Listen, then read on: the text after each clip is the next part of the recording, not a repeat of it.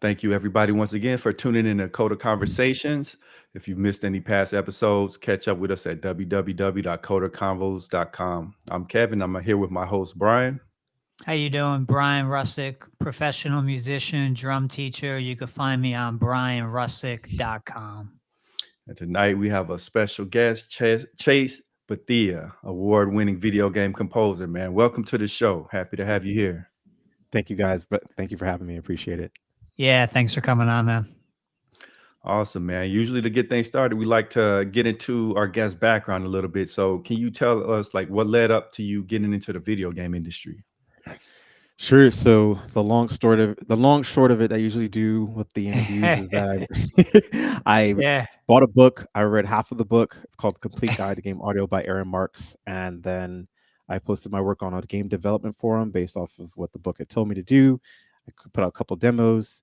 I landed one gig. It was my first paid ship title, which was Electron Flux on mobile. I have to say it's mobile now because ever since leading up to the 20, there's been a game that came out on PC and it's Electron Flux. It's not the same game because my game came out in 2012. So Okay. that's just long short of the story of how I got into game music, video games. Awesome. So like, were you always into composing music since like high school, or when did you really get into actually composing music? Honestly, I had a saxophone that my dad had got me, and I got tired of playing hot cross buns and concrete roads. So I was doing something called transcribing, and I didn't know that that's what it was at the time. My father didn't know about anything called sheet music. So I was just writing, I knew how to read, so I just was writing the letters of the notes. So I was Yeah. just transcribing stuff from, I'd turn on the radio and hear a specific jazz song and just try to mimic that. And then that led me to kind of just writing my own stuff. And then I had the Game Boy camera and I was writing. Technically, I was writing game music back then. Think about it. Were So you ever that's what it using like was. Fruity Loops, FL Studio? Yeah, I started on FL Studio 3, Me too. Me too. 2001. Yep, that was then the first thing I showed to somebody when I burned it on a CD, and I showed it to this girl named Tasha at the bus stop. And the Yeah. first thing she said to me was, "Sounds like should be in a video game." Oh Perfect. wow, Yep, that was when I was in ninth Perfect. grade. prophetic.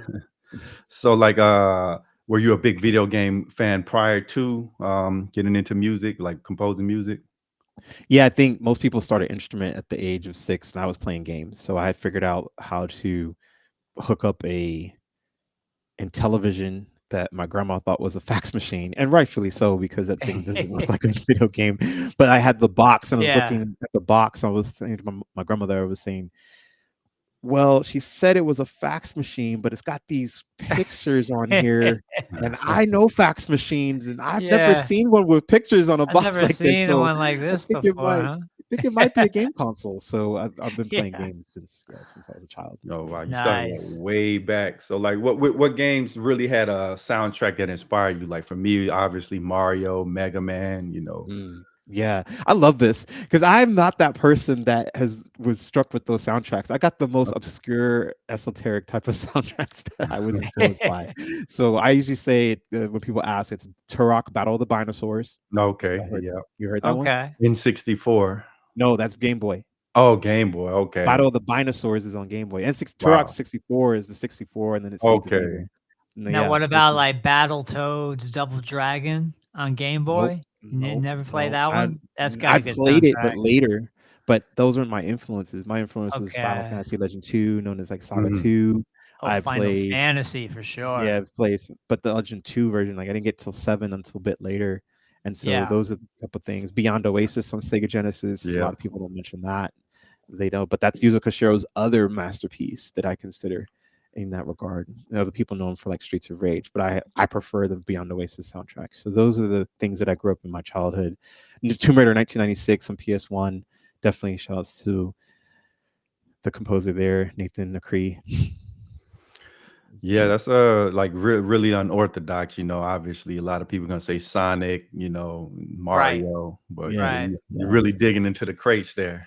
No, yeah. Well, and I played some of those games. I played the Mario, I played Sonic, but those weren't the soundtracks that really stuck with me. Those weren't the ones that I was putting my sound test on and learning and doing other things and figuring out how to play them on CD players and tape machines and those. Yeah, Yeah. those other stuff Now, was really good. what about do you ever hear this game called XEXYZ?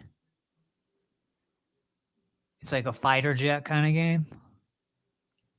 Oh, Zex. I think I think X yeah, It was X E on X NES. Y Z. It's NES. NES. Yeah, the Yeah. soundtracks on YouTube, the OST. But Yep.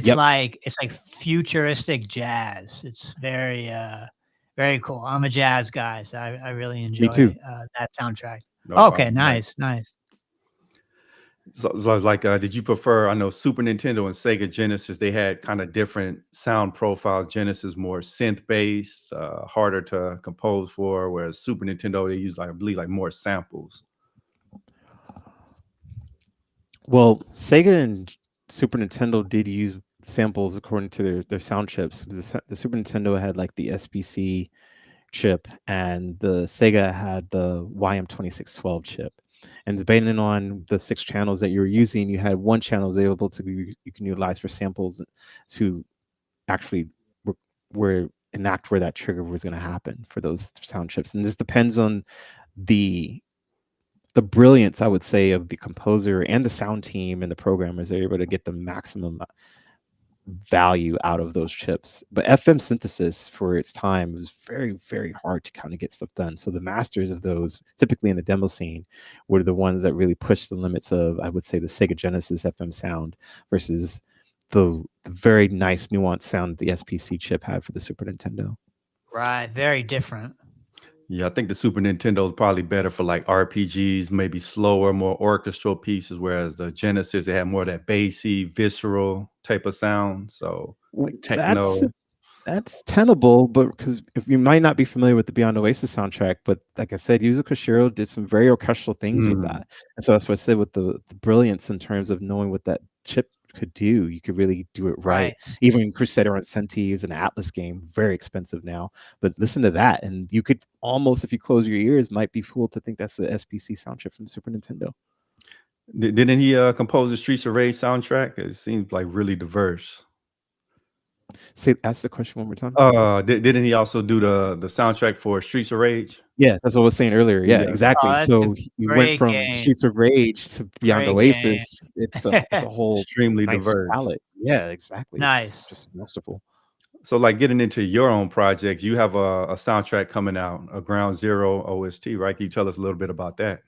Yeah, sure. So a Ground Zero is a spinoff from the original game called Aground, which I won my first award for in the industry, the Nix Award for Best Soundtrack. And Oh, awesome. the thank you. And so the Ground Zero is like kind of like the 3D part of it where you're mining, you're crafting, you're surviving. So you try to hopefully do the inverse of what typical people would do, which is going deeper where you're trying to reach the surface. And so what I've done is that I've made a soundtrack that it seems short, but it's actually really in depth because I've created dynamic music systems to align with the mechanics. So it's not just loops that go with the game. For the first floor of the music track, the first of its kind within that genre of the colony sim, you are able to have the music change based on items. So every time the player switches an item, the music will change seamlessly.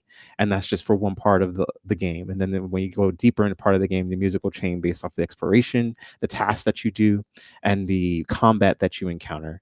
And then it will start to be themed around what's the environment that you're in. So Subnautica would be like water or subway stations, until the point where you're meeting to your tasks is like communications, and all the themes of the music are involved around that, all the way up until the end of the game of where it's supposed to kind of culminate. Oh, wow. So, I mean, how would you program that? How do you embed the music into the actual game?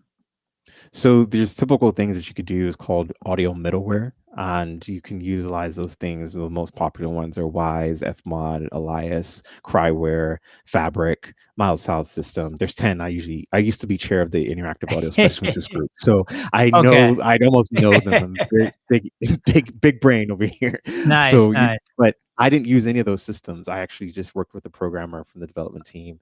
We Okay. created it together. My task, though, is that I figured out how to use it in the musical digital audio workstation, or the DAW that I use, which is Cubase and Nuendo. And I'm able to kind of use an arranger track to stem out specific parts of whatever I write in two different song forms, the horizontal form and a vertical form. And the vertical form will determine how many instruments I'm using, and the horizontal form will determine how long that set is for that. From there, I break up the instrument sets of its section, and then I create stems from it, and then I do coding. I know how to do HTML code, and that's the basic engine that we were kind of utilizing. We're using the typical Unity or Unreal engines or Godot Right. or Game Maker. So we Right. actually have like a semi-custom engine, whereas in I've had experience coding before, and I can utilize and put that in there, and then just mostly works. That's it. Just figure out, finesse it. It's a lot of other decimal system finessing, but Yeah. it can be done. Right. Awesome. So yeah, where can people purchase or even just listen to some tracks for that OST? Sure, yeah. You can go to chasebethea.bandcamp.com. That's going to be the main place I'm going to be having it released. And then it should be on almost all the streaming platforms except Spotify. Okay. So just for those who don't necessarily know, CHASEBETHEA.bandcamp.com. Yes. Okay, awesome. So yeah, just to get into that soundtrack a little bit more, like what genre would you say the majority of the tracks are in? How would you describe the sound? Intelligent think music. So it does. There's some parts of it because the player, when they're surviving, they're crafting. If you're familiar with these type of sim games, they're spending hours and hours and hours down there, and so that's why I thought, just to kind of break the monotony of just like loops, why not make it ingrained with what's going on with the mechanic and the story, making it almost impossible for you to like turn the music off because you'd be missing specific cues that are supposed to happen. And so that's why I kind of designed it that way, in that form. And I think it was necessary. So it's mostly, without trying to innovate, I innovated in that actual genre of itself. But I think it's fun to kind of just dive down and get into the form of that. And so that's why I kind of dub it as intelligent think music instead of intelligent dance music, which is IDM. So this is Right. ITM. And yeah, that works Very mostly. cool. Very cool. Yeah, I think that's a really interesting approach because typically games they go, their music is based on the atmosphere you're in, like you're a cave, is kind of spooky music, whereas in your game it's more so like what the player's doing, what item the player's interacting with, almost like cartoons, like Tom and Jerry pick up a hammer, the music changes. They call that in scoring terms Mickey Mousing. Okay, nice. But I yeah, never there's knew no that. Mickey Mousing, and it's mostly just like game mechanic and integration, or Yeah. dynamic music, or interactive or adaptive music. It's unique. Yeah. Yeah. So like when actually crafting the soundtrack, did you work like hand in hand with the whoever makes the story, the creative people, or did they just kind of say, "Hey, we want this, do whatever you want"? Almost do whatever you want. But yeah, I Yeah. mean, we have a game design document, and I had a story, and we went over those things. But mostly, what I typically would get the developer to work off is something called an audio asset list sheet, and that is and I list what the track, how many tracks you need, where they're going to be needed in the game, the references of things that you think may work, so that I can follow along with the style and the mood and the texture of something that they think that they may like, and then Okay. how long it needs to be, and if there's any variations of that sort. And so for me, I take it a step further, and I decide to make it a dynamic music soundtrack because I just feel in this day and age, I came from loops, so it doesn't make sense for me to perpetuate that if I'm not pushing some kind of sound art form further in that respect. And this isn't new. They've been doing this for 20 years in itself, but I'm doing it in my style, in my way. Awesome. Awesome. Thank you. So yeah, Brian, did you have a question? No, nothing specific. Okay, so like when actually crafting the soundtrack, like let's just say you're exploring underwater, like how do you actually go about like creating that track? Like, do you pick like different inspirations from other games and use that as a base, or what is your working process like? Actually, I have a lot of experience making Subnautica type music for the ground soundtrack. There was two I had to do, which was Subaqueous Metropolis, which was just the underwater city. Okay. And there was another one called Ancient Aquatic Energy, which is one that other people really love. So really, it just comes down to instrumentation in terms of things that I melodically or texturally can feel like it's submerged in water and making it feel like water to your ears. And that's my goal, is to kind of subconsciously make you feel that you are underneath, submerged into the ocean or whatever type of water form that you visualize yourself to be, or that you will be in the game. Right. Now, let me ask you this. What are you writing on? You said Cubase, but are you using, some kind of external device? Like for me, if I'm composing video game music, I use the Korg Electribe, the EMX one, that blue device. I did use the Korg ES1 Oh, on the soundtrack. nice. Yeah. It's funny you mentioned that because I didn't think anybody Yeah. else would know, but yeah, I did Oh, use the old Korg school. ES1. Yeah. Yeah. They, what do they call them? Groove boxes. Yeah, yeah. So I had that, and that was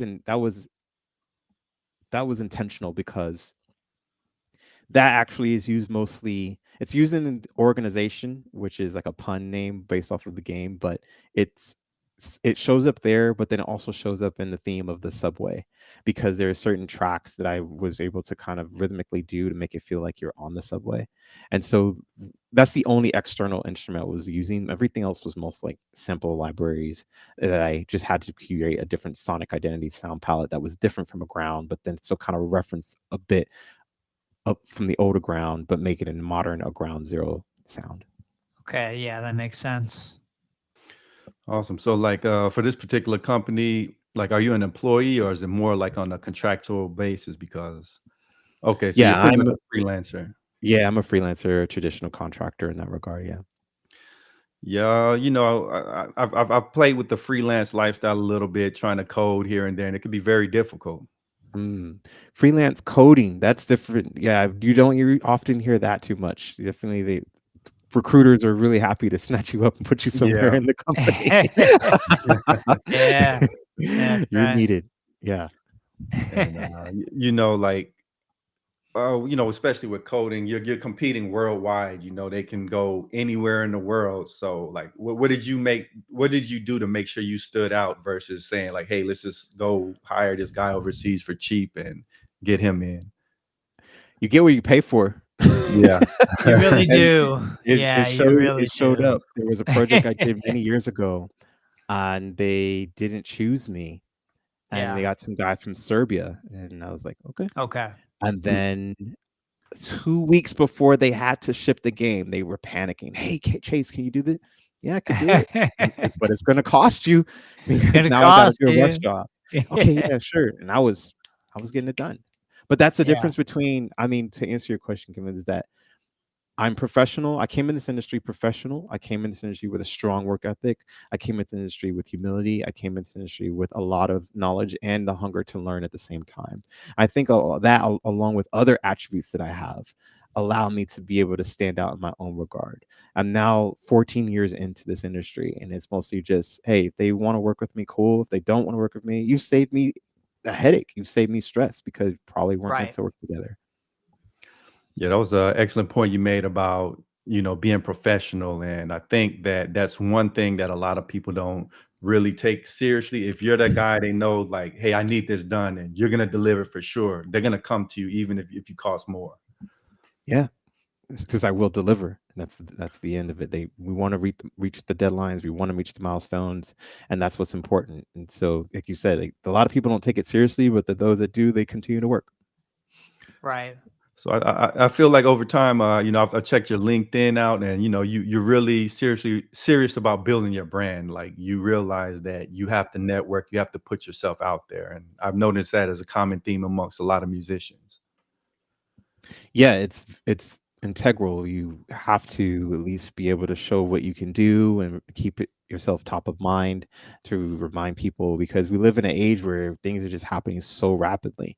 You're here today and you're forgotten tomorrow. But one of the things that I definitely stand on is legacy, and it's something that no one could ever take anything away from you. Everything else in this world is borrowed except for legacy. Yeah. Yeah, absolutely. Well, what legacy do you want to leave behind? Like when people think of you, What should they be thinking?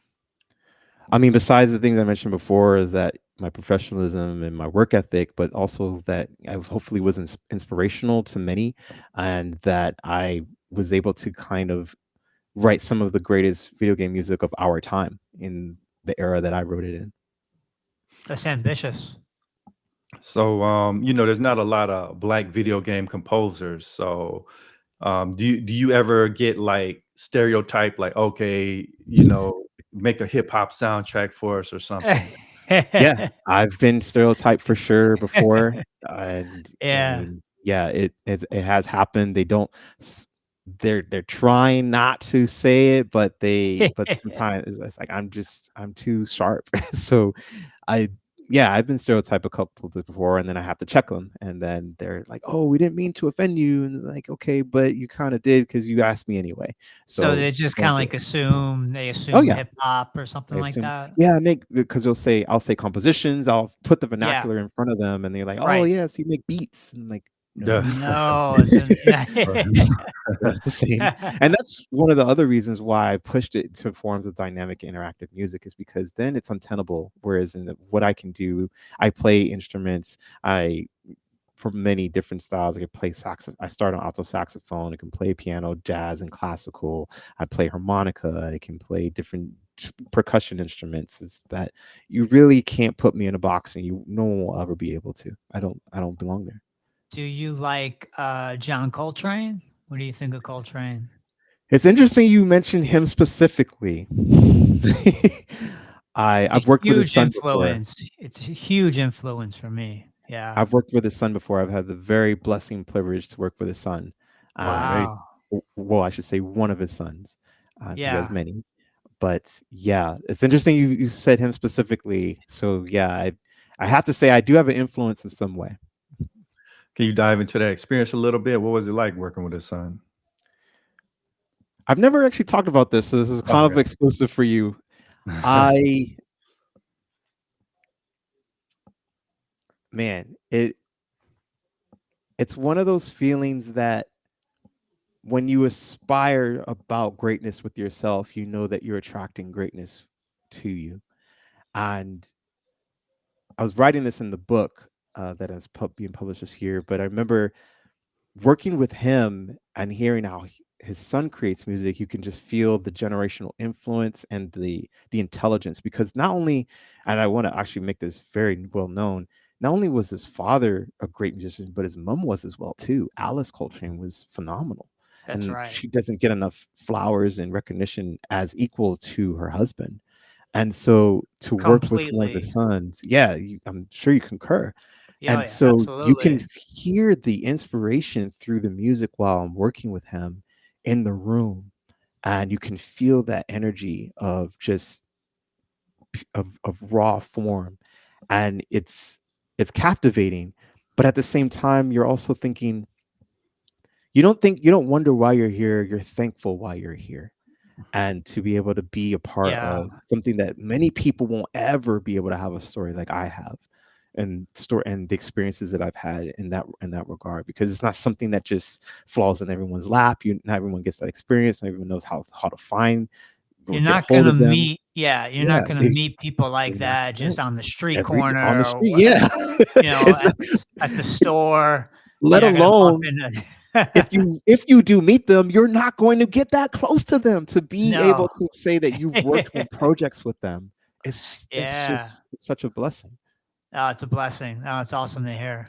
Yeah, working with a legend, that must have shifted something mentally. Like, oh, I know I can do just about anything I want to do. Like, if he's willing to work with me, this is he has a incredible musical legacy. Well, his family has an incredible musical legacy, and he chose you to work with. Yeah, So, it shows what it showed me is that I I'm going to be great as well. And even when they took the time without me ever asking for them to hear my work multiple times and to compliment on my work, the one thing I remember he told me was, "You're already one of the greats. It's just the world mm, has to wait to see and hear who you are." I was Oh, thinking, wow. there it is. Nice. That's an amazing point. Is like sometimes people don't always recognize your greatness immediately. You just have to keep on putting stuff out, and then they might catch on. It might be years later, but sooner or later, yeah, greatness can't be denied. Correct. So yeah, just to dive into that a little more, what do you feel separates like the great from the good to mediocre? Like, okay, this guy is pretty good versus wow, this guy really stands out. Besides the talent, because there's that old phrase of hard work beats talent when talent doesn't work hard, and I think that's very true. I wasn't the best. I wasn't the best musician. I could play, and I did, but I wasn't lazy. I practiced, but I wasn't someone who would just get it. The people who had that type of Mozart influence or genealogy in them, and they can just pick up stuff. But Now, what I did see, you mentioned you were playing saxophone, is that right? Mhm. Yeah, alto sax. Nice, nice, nice. So with that, in terms of that genealogy that we take, I started to see other things that they will fall short on. And so what I think the greats are doing is just it comes with their character, is how they treat themselves and how they treat other people, because the talent could be great and you can just be I don't want to curse, but yeah, like you could be a jerk, right? Mhm. And those people, they're good, but it's not an all-encompassing like great package that's put together. And so I found through my odyssey is that those greats are the ones that are revered due to not just of their musical talent, but because of their genuine nature of being a good human being and how they were to others. And that just doesn't just fall in music. That falls in line with most of the leaders that we've seen in the world, typically that are always like highly respected, highly revered, and remembered. Yeah, absolutely. On the journey to greatness, it seems initially you're focused on the technical skills, you're focused internally, and then as rise higher and higher, you begin to go external, spread your gift, teach others. You start thinking beyond yourself. Correct. Yes. Now, a lot of I was going to say a lot of musicians that we've had on the show, a common theme seems to be, the journey is not linear. Something will happen, then not, dry spell, then something else pops off. Like, has that been your experience as well? Absolutely. And it's I even are I'm more meticulous and very specific about the wordings, because the journey for me is something that, like, that word, I have a different visualization in my mind. But ever since I've seen the like Homer's like Iliad, the Odyssey, if you've ever seen that, like the film or at least read it, that really, I think, encompasses the creative in its entire form, because you're at home at some point, but you need to venture out and go do something along many uncharted places, uncharted waters, be distracted here, almost get into this very deathly situation there, and you're lost and you're upset and you're trying to find your way home, whatever that means to you as a creative, where home is. Exactly. And, I think people who really want to strive and achieve greatness, they have to realize that the journey isn't always like a rocket ship. You're not always going up, up, up, up, up. Sometimes you go up, Exactly. have a Yeah, fall, come back up, exactly. plateau a little bit. Yeah, the period of plateau is just as important as the period of growth, is something my friend had said, and I think it's very profound. So how do you stay motivated during these periods where it feels like I'm not really making progress or I'm not getting better as fast as I want to do? How do you like Yeah. keep going? I found that I take breaks, and that's been very healthy. Well, and I take them not intentionally. It's just something that just happens. Whereas, and if I don't feel like it, I just don't feel like it, and I just don't do it. And some people are like, "Well, you have deadlines, you have to write." It's like, yeah, but I work in game development, and if anyone works in game development knows what I mean by that, Nate.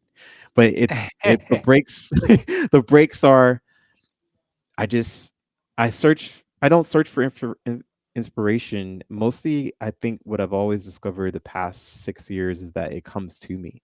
So I've found inspiration and found in this sometimes some random documentary that it may be on, or some YouTube video, sometimes talking to somebody that I didn't know, like just a stranger, and then maybe they say something to me. It's all around us. It just has to be cognizant and optimistic to what it is. But by not doing anything, something will happen for you. Yeah, I mean, I know for me with writing video game music, it was always just, I grew up playing games like Zelda, Final Fantasy, just these very pretty game OSTs, soundtracks, and that really influenced me in my writing. But as you're saying, it's kind of like it comes to you. I wrote a lot for a couple years in a row, but in the past, I don't know, in the past 2 or 3 years, I haven't written anything. So I've just Mm. been focusing on drums. So it's kind of like you never with music. That's what I'm saying. It's not linear. Like you never know. Okay, I'm doing this thing with the Korg Elect Tribe. This is cool. This is happening. Okay, no ideas for that. Okay, let me switch over to acoustic guitar. Let me switch over to the drums, hand percussion. Just like trying to find inspiration wherever it's gonna pop up. Exactly. I've talked about this before as well, is that we've lost most creatives I've talked to have lost the innocence of their childhood from that imagination form, because when we have to become adults, we have to become responsible, especially if some of us are parents, then we have to be even more responsible. And so with bills, with rent, mortgage, obviously family, that creativity is becomes very lost. And so what I for me specifically, I remember having a toy chest growing up, and the toy chest was wooden. And I'd open that toy chest and I'd take out a specific truck, and it was a fire truck. And every morning around 6 in the morning, I'd figure out how to get out of my crib, believe it or not, figure out how to get on my crib, get on the toy chest, come on down, take out this fire truck, and go outside my room and put it in this open area to wake up my parents every single morning. And so I just loved Wow. playing with my toys. And so I thought, well, what if I recreate that? And so I started collecting instruments over the years. And that is my new toy chest. So, like you were saying, Brian, is that you go to different instruments because sometimes something that we touch, we hear, could be the spark of an inspiration of something else. And so that's for me is what I have, is like a tub of different instruments, and that's my new toy chest as an adult. And that's for experimentation. Yeah, no, that's awesome. I think it's very important at first to just stick with one instrument. But I think once you're grounded, once you have like a solid foundation, maybe we're talking 5 years in, 10 Right. years in, Right. then maybe jump over to the keys, try to do some piano, try to do some, or, mix up the styles. Like lately, I've been playing like Brazilian jazz, and Mm. it's really pushing me. So I'll start my practice sessions with the Brazilian jazz, and then after that, I'll do like rock or pop, more like 4/4 timing, and just like more basic. And then what's funny about that is you start off with the real complex stuff, then you go to like more pop and rock. Is like, oh, this is a cakewalk. This is easy Yeah. compared to jazz. Yeah. Milestones. So, like in terms of picking instruments, I think it's just really interesting how the mind works. Like, so I started off with an electric guitar, Mhm. got that 3 months ago, played it a little bit. I didn't like it that much because I got like bigger hands. So, doing the little chords, it was difficult. So I picked up the bass. I was like, wow, this is me right here. And I just been playing that nonstop. Awesome. I just So, got a bass as well for a project that's coming out in summer, okay. another game soundtrack and a game.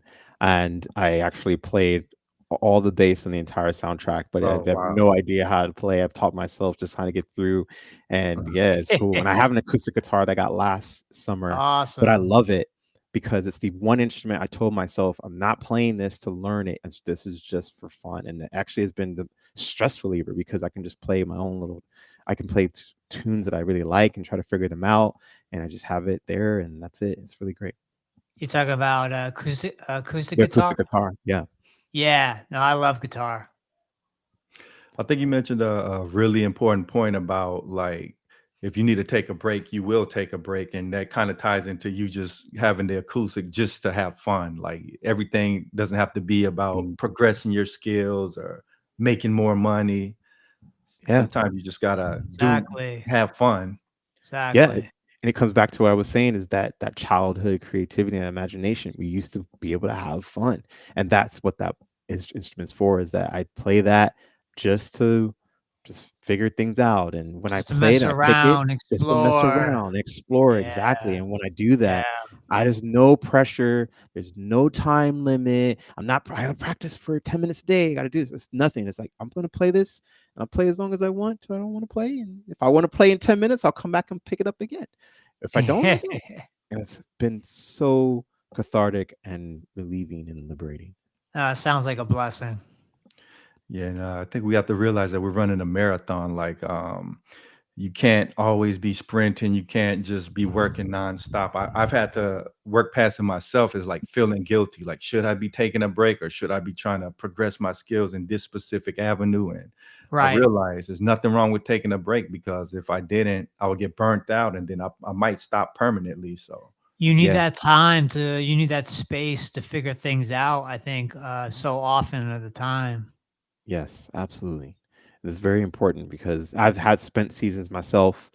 And in one of the chapters, I talk about pressing pause, and I have it. Whereas in the analogy of the visual is that I'm pushing the a button on the PlayStation 1, whereas in it's an analogy to just know like, hey, are you gonna turn it off or you're just gonna open the disc? What's gonna happen? Mostly that you're thinking about based off of how much you've pushed yourself. You only have so much energy in the day. We all have the same amount of time. People's like, I don't have enough time. We all have the same amount of time in the day. Just be very clear, but you don't have the Right. same amount of energy. That energy has to be managed very well to get you through the day. Because it's gonna waver. Sometimes you're gonna have, like, for me, a couple years ago, I just had surges of inspiration.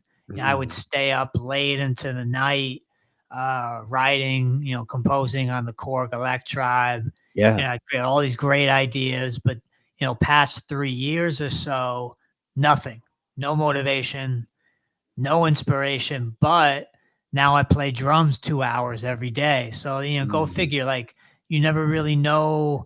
That's kind of what I'm saying, non-linear. At one moment you're playing the piano, next moment you're over here on the guitar, you're on the yeah, bass, yeah, on the synthesizer, like just like mixing it up to try to find, like, bro, really to try to find try to find, where am I today? Who yeah. am I this month? Right, right, And to have people not put you into a box. I right. don't think anyone likes being put into a box in any way, shape, or form. Right, I don't think so. Especially as any creative, I don't think so. Whether you're an artist, or whether you're Correct. drawing, or even code, I think is an art as well. Because that can be pretty good and beautiful. Think about like the ASCII code and things of that time. Like that was art to me, and so it doesn't matter. Like no, you can't. You shouldn't be doing that to people. and yeah, I think another important concept that was just mentioned was the pivot. Like what you were yesterday, you might not be today. So you might have to completely veer off in another direction. And you just have to have the bravery and courage to do that. But that may be where you really need to go. Yeah, exactly. And you never know where it will take you. So, like again, back to the Odyssey. You're taking the risk, you get back on the ship, and you'll find your way where you need to be. And yeah, that's interesting that you mentioned Odyssey because I think life is like a journey. Like typically in America, we think in terms of goals. I get to the destination, goal done. Now what do you do? Right. You still have to keep going. Life doesn't stop. Right. Yeah. Yeah, absolutely. Yes. Yeah. Absolutely. So I think it's a big thing is just appreciating the journey, all of the steps, the ups and downs, not just worrying about getting to this destination. Like, oh, I got money, or I'm working with this great company. Like, you have to enjoy any position that you're in. Yeah. It's always easier to talk about. Thankfully, I've done both.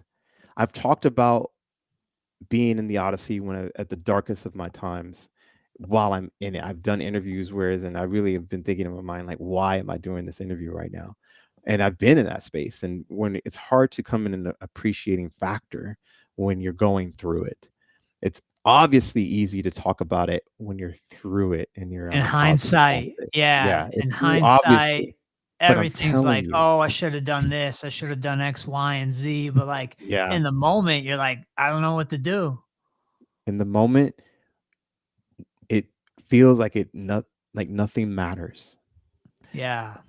Nothing matters. But and so the appreciation is a really interesting perspective. The one thing I remember pulling from that and that is that I've even though I would most people who felt that way they wouldn't show up to an interview to do a podcast. They wouldn't show up to do anything. They don't do anything. Right. But one thing I thought about is that as many of those have I had the past at least 3 years or 4 years is that I still did it.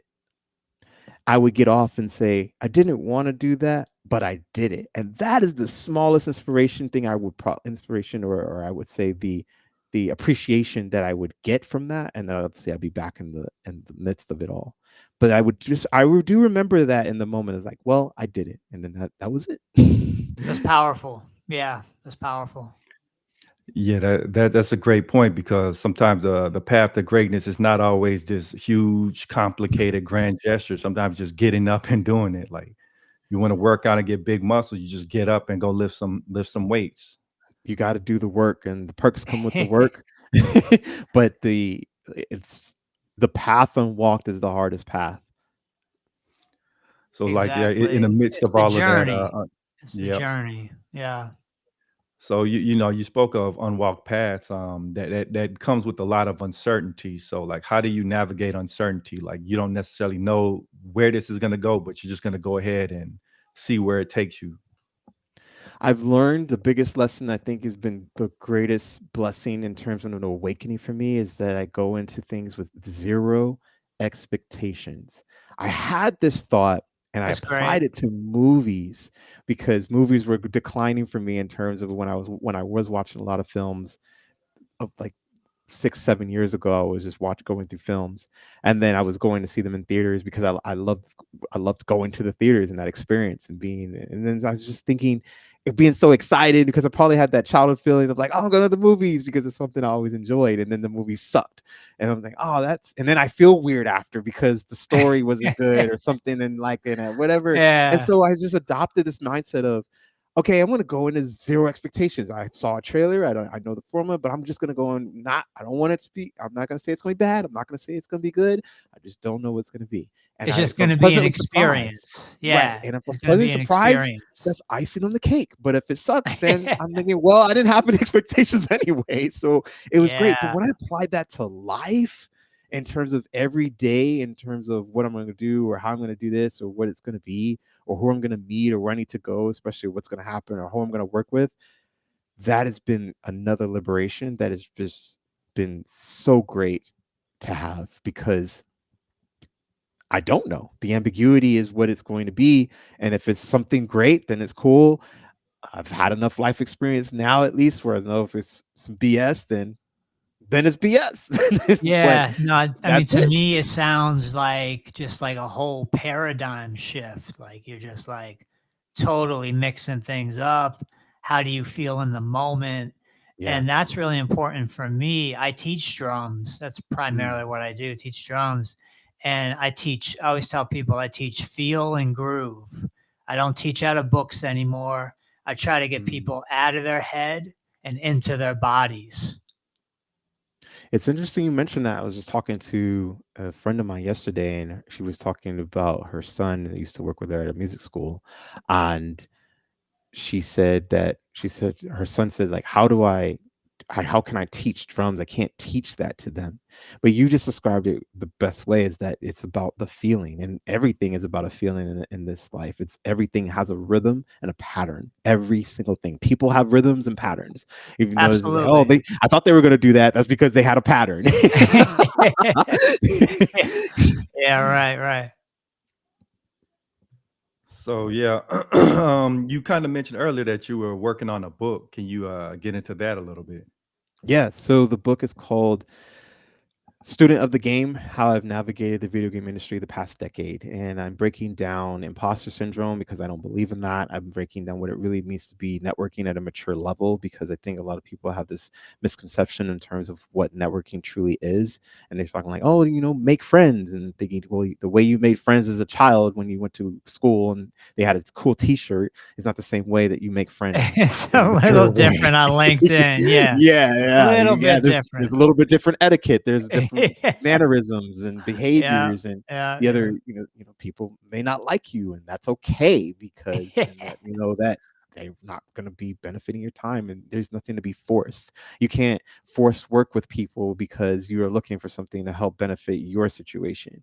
And so I talk about that in the book. I talk about my own anecdotes and experiences from where I am as a professional multi-award winning video game composer, for how it got there, and things I've dealt with developers and other colleagues in the industry, my mentors, my family, my influences. But they're anecdotes and experiences that also offer solutions about a mindset that I think should take carry forward. And it's the first of its kind, because all the other books that I've read over the years, and many that I've studied for video game music, always talk about the techniques and the surface level of those things, but no one has been an entire book about this has been what it is. Very cool. Awesome. When is the book going to be finished, and where can we get it at?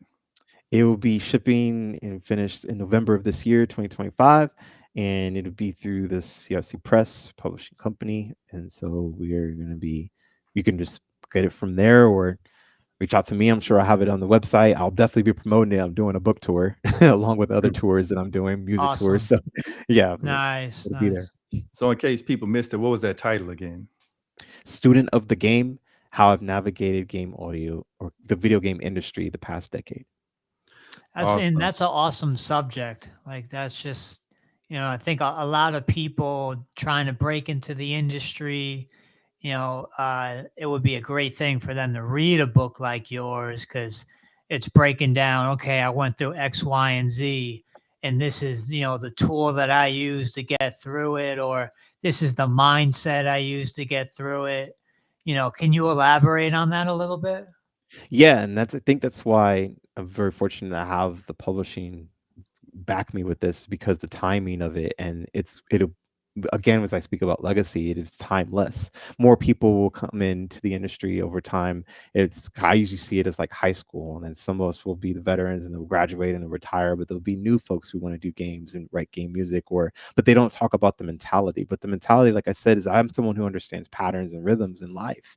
And so if I can help people navigate that and solve some of the issues that they think that they're having, and not have to go through what I've gone through, then I've helped someone else better their life. Just kind of like how that book helped me get into the game industry. When I read half of it, I eventually finished the book. It took me 5 years, but when I got through halfway, I was thinking I don't need to read half of the book anymore, because I figured it out. But and I Right. wasn't. I did, and when I finished the book because I wanted to. For me, it's like, you bought the book, you better finish it. And it was just stuff that I had also learned along the way. But the biggest thing Yeah, was how to do it. So how that book helped me is how I'm hoping that will help the next generation of game developers. that's awesome. Awesome. Like one of the things I hear from people in a variety of industries is they pretty much started saying yes to everything, meaning like, early on, you might start declining a bunch of projects, but those opportunities could lead to better opportunities. So just like you say, hey, I'm gonna come on this podcast. Um, how important do you feel like saying yes is, and what do you say no to? Like when do you know, okay, I'm gonna back away from this? So I remember hearing that when I was in audit engineering school. And I do think if you're starting out and you have the capacity and you have the energy, this is things that I hear being said with those specific words. If you have the aptitude to take on the projects that you say that you want to say yes to without sacrificing or compromising your health, meaning your mindset, meaning things that you can take on, your competency, whereas you're not stressed out, take on, to say yes to those things, you're not missing out on anything that wasn't yours. What will be yours in this life, and you will have it. What I say no to is I say no to things that I know I can feel stress signals within my body. So when I feel like I sense a pattern based on the mentality of the conversation, I I'll say no, or I'll pass it to someone else that may be better qualified for that. Not because I'm trying to pass on stress to them. It's mostly this. It won't probably doesn't work for me. It may work for you, and you can assess, how that is. So But when that I that see kind of something sounds like, to me, kind of sounds like you're using, you're relying on your intuition to decide, okay, I'm going to take this project. No, I'm going to reject this project. Would you say it is very intuitive, your process? I'd say it's part intuition and part experience, because without the experience, I wouldn't have built up the intuition. That's powerful. Yep, that's really interesting. And you know what's really interesting is life is just like music, like you've been mentioning, is patterns and rhythms. Um, I know one thing with rhythm and patterns, if you hear the same thing over and over, it gets monotonous. So, how do you keep things fresh? How do you avoid just, getting bored doing the same thing over and over? I think because I think differently, I understand that I wouldn't want to hear that. And I've absorbed so much music in my life that I purposefully don't do it that way. There was an interview, I mentioned this before on a different interview thing some years ago, is that I heard an interview with Alfred Hitchcock. And the Alfred Hitchcock was being interviewed, and the person interviewing was like, "Well, I know what you're gonna do anyway. So why don't you just tell me? Why don't you just show me?" And Alfred Hitchcock's response was, "Do you?" And it's true. If you look at some of Alfred Hitchcock's movies, I mean, The Birds is one that takes a whole left turn. Psycho is one. I remember seeing That's Psycho for the first wild. time, and I'm thinking That's the movie is wild. going to go one way, and it does not go that way at all. Yeah, right. And so that's what I think about in terms of the thinking of something. And also something from Mad Men, where Don Draper, the character, said, "If you don't like what's being said, change the conversation." And I took that and applied as like, I didn't like what was being heard, so I wrote something Yeah, different. yeah, And I don't, like I said, I grew up with that loop era and I understood that. So I understand now what it is and what I can do to make it different, because if I don't want to hear it that many times, I'm sure someone else out in the world doesn't want to hear it that many times too. So I'm going to create the best oral candy I can for that. And that's why that Ground Zero soundtrack is so dynamic. And in terms of changing the items, I've never played a game that did that before. I'm thinking, wow, that'd be kind of cool. It breaks the monotony there. The theme of this breaks the monotony here. You're down for that there. And then because I'm a player first and a musician second, I right, understand the mechanics of it better. right. Yeah, that's an amazing answer. To kind of close, because we're near the top of the hour. You spoke a little bit about networking. Now, something that I've heard from a lot of like musicians or just people in a variety of careers is like when you network, you don't necessarily want to go in with this super targeted objective, like, okay, I'm gonna close this many deals, or you don't want to come off as transactional. Yeah. It's everyone's going to be who they're going to be. And what I've learned and what I've observed as well is that I've seen those people who want it to be transactional, but and some of them are successful, but how is it long term for you? You talked about the marathon, and it's very, very true. What I did in terms of that is to learn to do the marathon mentally, is that I had to put through my body physically to see if I could actually run a marathon, because your brain controls your body in that regard. And if your mind is not clear enough to believe that you can actually run a physical marathon mentally for a field as rigorous and that is very intense and competitive as games, you probably won't be able to get that marathon through. And so with the networking aspect is, again, I've applied zero expectations. I treat myself the way I want to treat others. So I treat myself with respect and courtesy and dignity. I don't treat others the way I want to be treated, because I found that mantra has not been true. And so I know I take care of myself. And so I know if I see someone who I think takes care, or I can see the mannerism, the pattern they take care of themselves, I will be inclined to reciprocate. And it goes along with my three pillars of respect, consistency, and reciprocity. And that's how I approach people. Not everybody's going to be for me. Not everybody's going to like me. Not everybody's going to be, we're not always going to gel. And that's just how it's going to be with others. And having these mentalities and these aspects to understand that culminate together, I think is what creates good, mature things. The business will come, but the friendships, you can't force those. So you might as well do the business first on that hand, and maybe you end up becoming friends along that on that side. If the business is not good with the acumen that you don't have or you do have, then it just doesn't work. And that's how it typically is. But most people try to force the friendships to do the business when you really should just have the Mm. business acumen first, and then to see if the friendship spawns from that. Yeah, absolutely. I mean, it makes me think, with the podcast, I do all the booking, all the marketing. And, if I didn't know what I was doing going into it, I try to just remind myself, hey, just talk to people like, you want to be spoken to, just be casual with people. And I find that, just being very casual, having some, good copy, some good like warm outreach message, you really connect with people, like I'll just say something like, hey, I see you work at Amazon. That's awesome. Just wondering if you want to come on a podcast sometime, do it twice a week, yada, yada. But I think it's really important to make those connections personal and don't make it, like you're saying, don't make it forced. Right. Don't let it be, too casual. Don't let it be too business. You got to kind of, I think you kind of got to find that sweet spot.